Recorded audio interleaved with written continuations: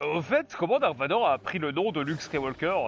À la fin de Star Wars 4, Dark Vador ignore qui est ce pilote au fort potentiel ayant détruit l'étoile noire. Et dès le début de Star Wars 5, il connaît son nom. Mais alors, que s'est-il passé entre ces événements? Vous allez voir, ce nom, Vador l'a obtenu au cours d'une grande partie d'échecs face à l'Empereur. Humilié par un Empereur déçu de son incapacité à défendre l'étoile noire, Vador se met à la recherche du responsable. Boba Fett et Chrysanthemum acceptent deux missions pour Vador. La première, celle qui révélera la fragilité de la relation entre Dark Vador et l'Empereur, c'est Chrysanthemum qui l'amène. Il offre une piste à Vador lui permettant de remonter jusqu'au laboratoire de Silo, un allié secret et suspect de l'Empereur. Sur place, Vador, sous les yeux d'un Empereur l'ayant devancé, est confronté à des êtres organiques non sensibles à la force, mais modifiés et améliorés par Silo. L'Empereur confie à un Vador indigne de son titre et plus capable d'aucune initiative, que certains de ces êtres sont entraînés depuis 20 ans à sa demande. Ce qu'il veut, c'est juste un bras droit puissant et efficace, et que ce soit Vador ou un autre, ça lui importe peu, pourvu qu'il se démène poussé par une compétitivité omniprésente.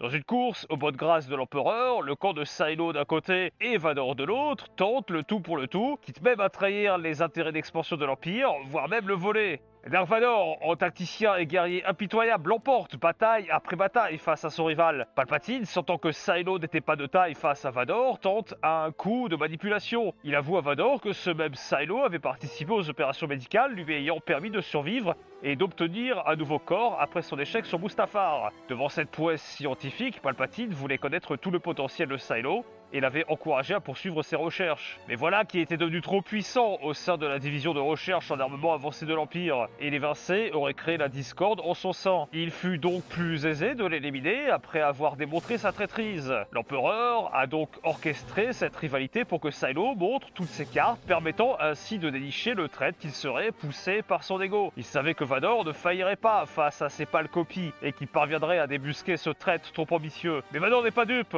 Il sait qu'un tel discours aurait été tenu à son rival si celui-ci l'avait remporté. L'Empereur ayant également été mis au fait des opérations de Vador allant contre les intérêts de l'Empire. Vador avait été humilié une nouvelle fois et il comprit que la loyauté de l'Empereur envers lui était fragile. Mais il y avait encore une carte dans la manche, un nom.